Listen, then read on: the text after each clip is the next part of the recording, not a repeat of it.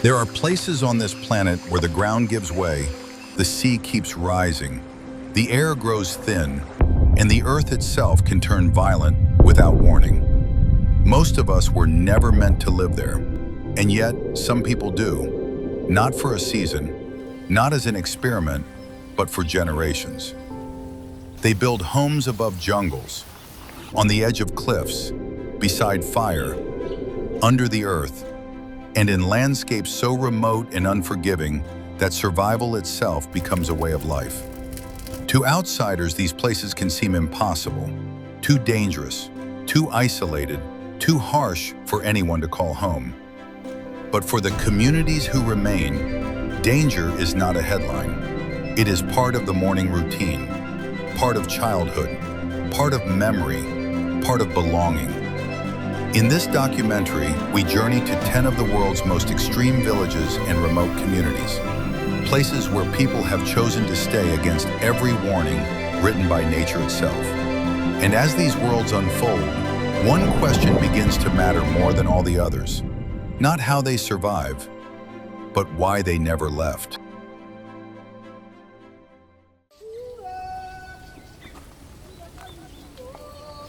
Korowai, Papua, homes above the jungle floor.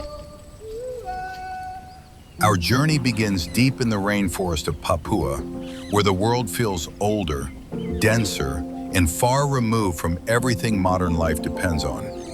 Here, the Korowai became known for building homes high above the jungle floor. From a distance, these tree houses look almost impossible.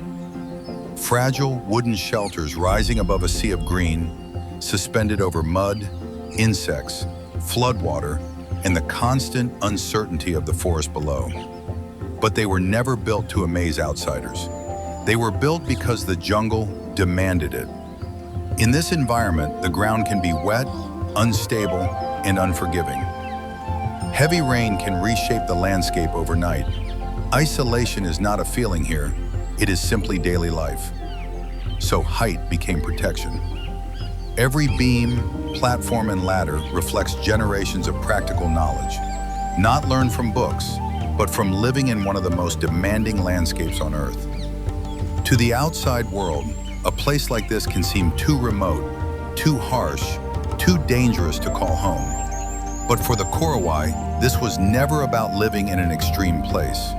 It was about living in their world, a world where survival, memory, and identity were all tied to the forest itself.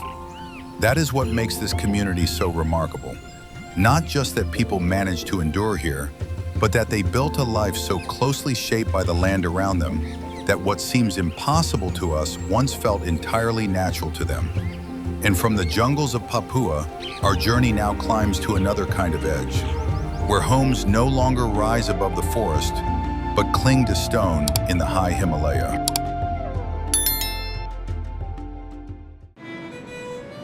Phugtal's Zanskar, India, life on the edge of stone. From the jungles of Papua, we move to a very different world, one of rock, wind, altitude, and silence. In the remote Zanskar region of northern India, places like Phugtal seem less built than carved into the mountains themselves. Homes and monastic life cling to steep stone walls above a landscape that, for much of the year, feels cut off from the rest of the world.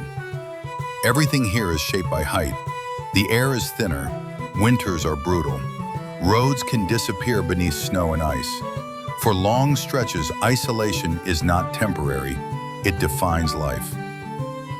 And yet, people have remained. What makes a place like this so striking is not only its beauty, but its difficulty. Every path looks narrow, every journey feels earned. Even daily life appears to depend on patience, endurance, and an acceptance of risk that most of the modern world has long since tried to eliminate. But communities in Zanskar were never built around comfort. They were built around persistence. Here, survival means learning how to live with the mountain rather than against it. To store, endure, adapt, and accept that nature, not convenience, sets the rules. That is why places like Phugtal feel so powerful on screen. They remind us that some communities were shaped not by expansion, but by endurance, by staying where the land is harsh, the winters are long, and leaving was never as simple as it sounds. And from these cold stone heights of the Himalaya, our journey now moves to an island where the danger comes not from ice or isolation, but from the earth itself. Aogashima, Japan, life inside a volcano. From the high stone valleys of the Himalaya, we move to a place that feels almost too strange to be real. Aogashima is a small, inhabited volcanic island far south of Tokyo, with only about 160 residents. And what makes it unforgettable is its shape, a community living inside a vast double caldera, surrounded by steep cliffs in the memory of fire beneath the ground. At first glance, it looks peaceful. Green slopes, quiet roads, open sky, a village that seems calm, orderly, almost hidden from the rest of the world. But the calm here has a different weight. Because this is not simply a remote island, it is a home built in the shadow of a volcano, a place where beauty and danger were never separate from each other. Japan's meteorological authorities still track volcanic activity across the country, and Aogashima remains part of that larger volcanic world. That is what makes Aogashima so compelling. Most people think of danger as something loud, collapsing cliffs, roaring storms, or roads hanging above a ravine. But here, the danger is quieter. It lives in the knowledge that the ground itself created this island and could one day remind everyone that it still can. Historical records from Japan's meteorological authorities document deadly volcanic impacts on Aogashima in the past, including eruptions and lahars that destroyed homes and caused deaths. And yet people returned, people stayed, people built a life here. That is the pattern we keep seeing in places like this. To outsiders, the question is obvious: why live here at all? But for the people who call Aogashima home, remoteness is not the whole story. Neither is risk. What matters just as much is belonging, the quiet human decision to remain, even in a place shaped by isolation, uncertainty, and the forces of the earth itself. And from this volcanic circle in the Pacific, our journey now moves to a place where the danger is no longer hidden underground, but erupts into the sky.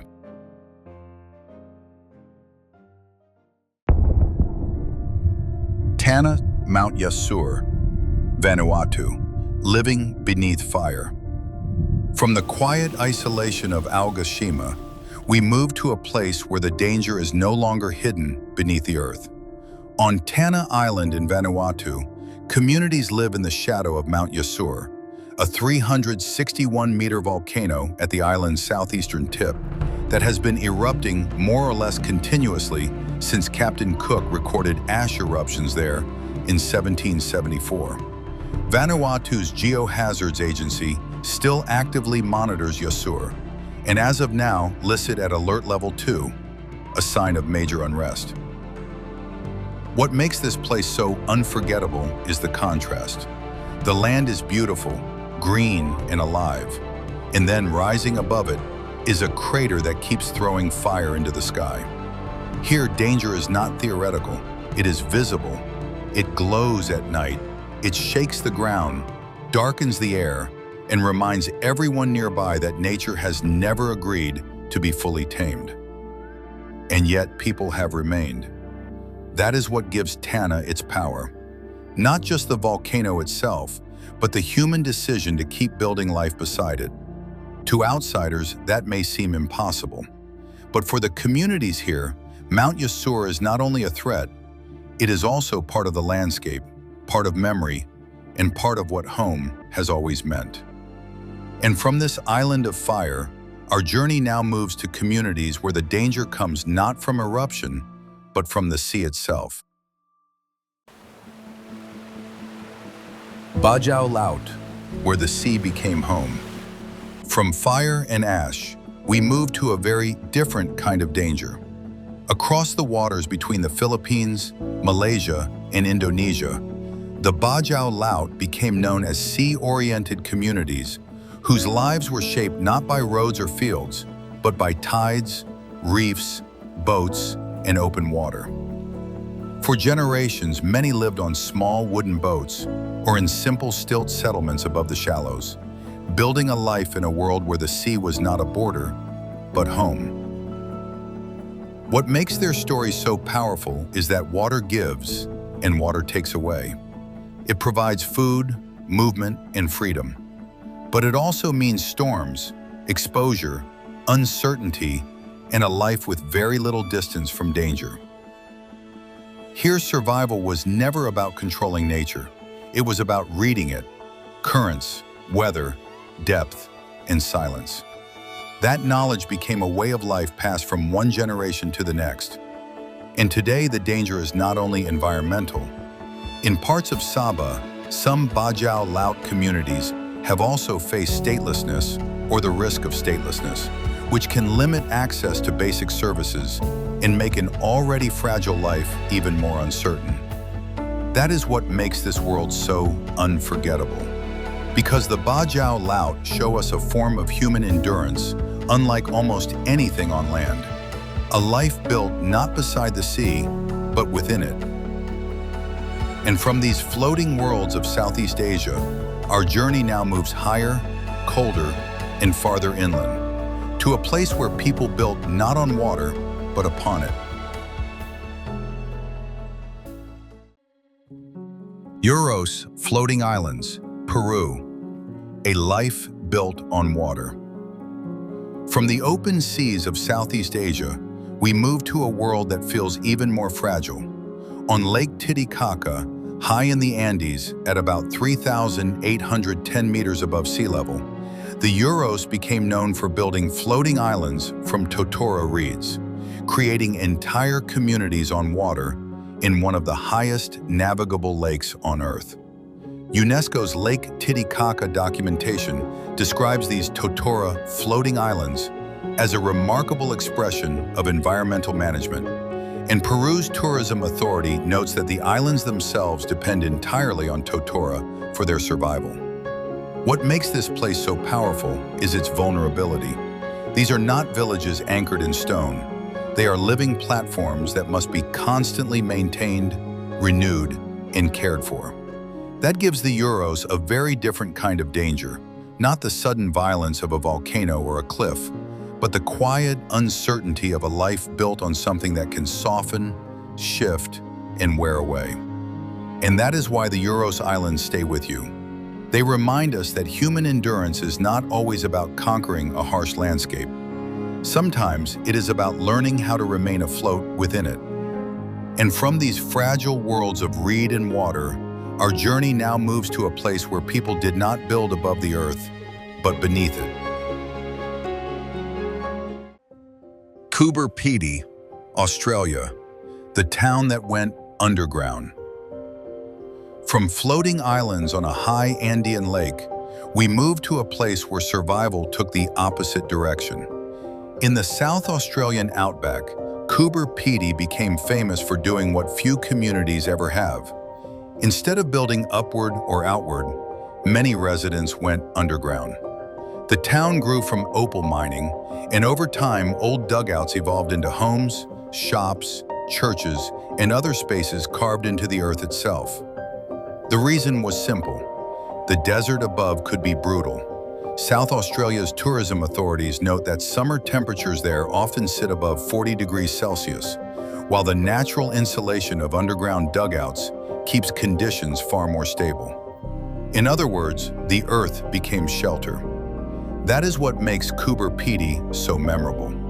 This is not a community hanging from cliffs or drifting on water. It is a town that answered danger by disappearing into the ground, adapting to heat, isolation, and the hard logic of the outback in a way that feels both strange and deeply practical.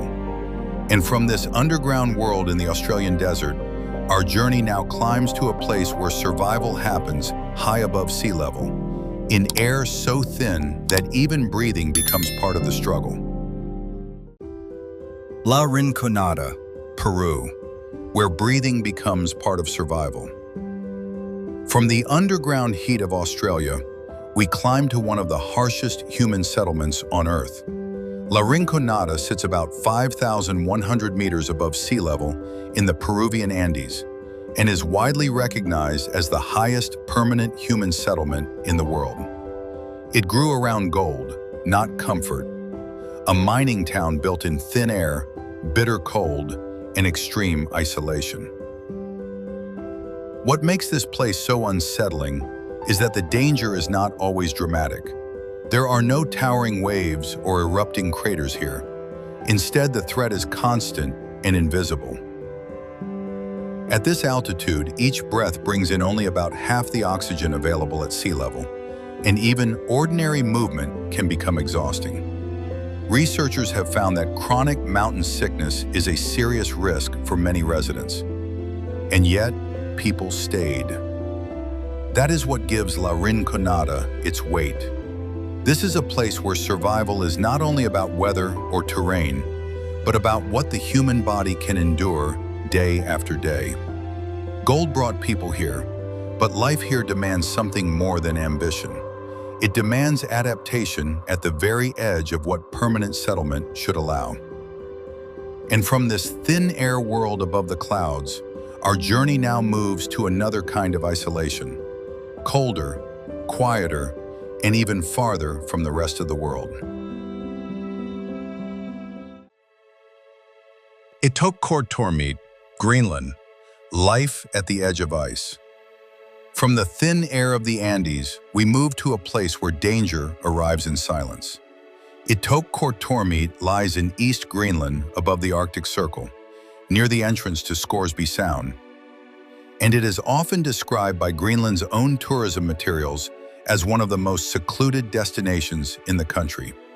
Recent local tourism sources put the population at roughly 350 to 373 people, with the next town, Tasiilaq, about 800 kilometers away. What makes this place so powerful is not noise, but distance. Ice, darkness, sea conditions, and isolation shape everyday life here. Local travel sources note that hunting remains a primary occupation, and regional Arctic conditions can bring wildlife close to town, including polar bears in the wider area. That is why Ittoqqortoormiit feels so unforgettable. This is a community that endures not beside wilderness, but inside it, where remoteness is not an idea, but a daily reality. And from this frozen edge of Greenland, our journey now moves to a place where the danger is no longer distance alone, but the slow disappearance of the land itself. Ushguli, Georgia. The village snow can cut off. From the Arctic edge of Greenland, we move to a place where isolation has long been part of survival. High in Georgia's Upper Svaneti region, Ushguli stands as one of Europe's highest permanently inhabited communities. A village shaped by mountains, stone towers, and winters that can still cut it off from the outside world. What makes Ushguli so striking is not only its beauty, but its fragility. The landscape is majestic, but it is never fully safe. Roads can be blocked by heavy snow, avalanches remain a real threat, and for long stretches of winter, the mountain does what it has always done here. It decides who moves, who waits, and how long isolation will last. That is why Ushguli feels so powerful. This is not a place that conquered the mountain. It is a place that learned to endure it. Generation after generation, people stayed in a world where survival depended on patience, preparation, and respect for forces far beyond human control. And from these snowbound heights of Georgia, our journey now moves to a village where the danger comes not from winter above, but from the ground slowly collapsing below.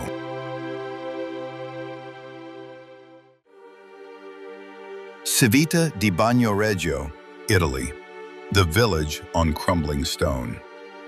From the snowbound heights of Georgia, we move to a place where the danger is slower, quieter, and no less real. Civita di Bagnoregio rises above the Italian landscape like something preserved from another age. A village of stone, beauty, and silence, standing on ground that has been giving way for centuries. What makes this place so haunting is the contradiction at its center. It looks timeless, but it is fragile. This is not a community threatened by fire or ice, but by erosion, by the slow collapse of the very rock beneath it. The land does not fail all at once. It wears away little by little, turning survival here into a long struggle against a landscape that is never fully still. That is what gives Civita its power, because this village reminds us that danger does not always arrive as a single disaster. Sometimes it comes gradually, through time, weather, gravity, and the quiet knowledge that even the ground under your home cannot be taken for granted.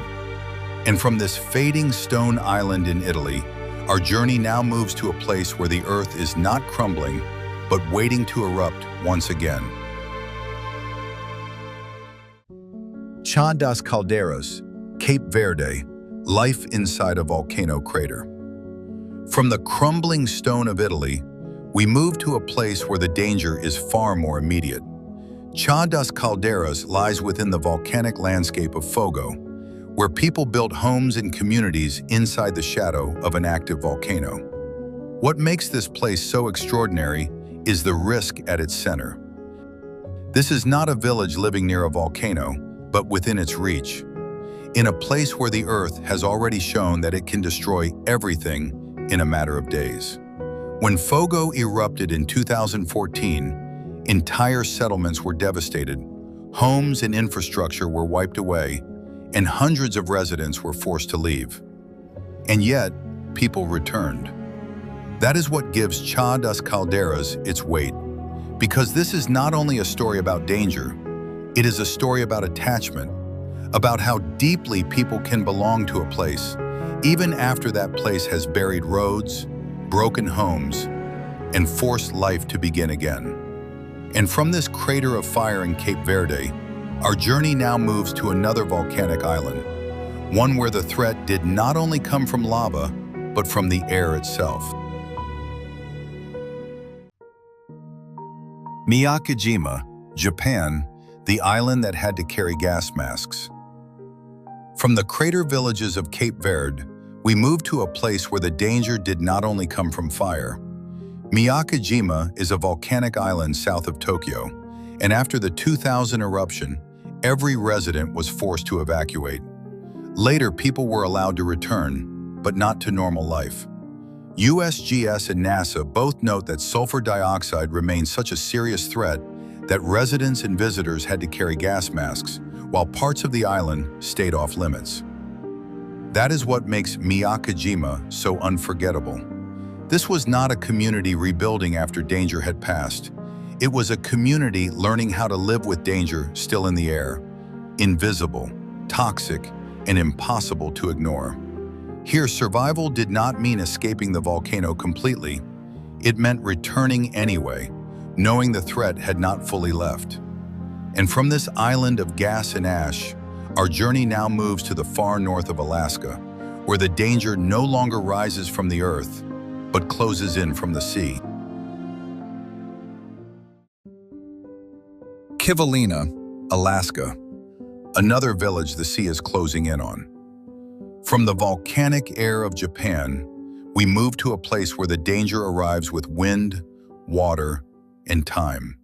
Kivalina is a traditional Inupiat community on a barrier island between the Chukchi Sea and Kivalina Lagoon. And for decades it has faced coastal erosion, flooding, thawing permafrost, and increasingly dangerous storms. Alaska and NOAA materials both describe a village living with growing threats to life, property, and critical infrastructure as the shoreline continues to wear away. What makes Kivalina so powerful is not only the danger itself, but the long uncertainty around what comes next. NOAA's Climate Resilience Toolkit says residents have pursued relocation efforts for almost 20 years, but preferred relocation sites were judged unsuitable because they also faced flooding and erosion risks. leaving the process in a prolonged stalemate.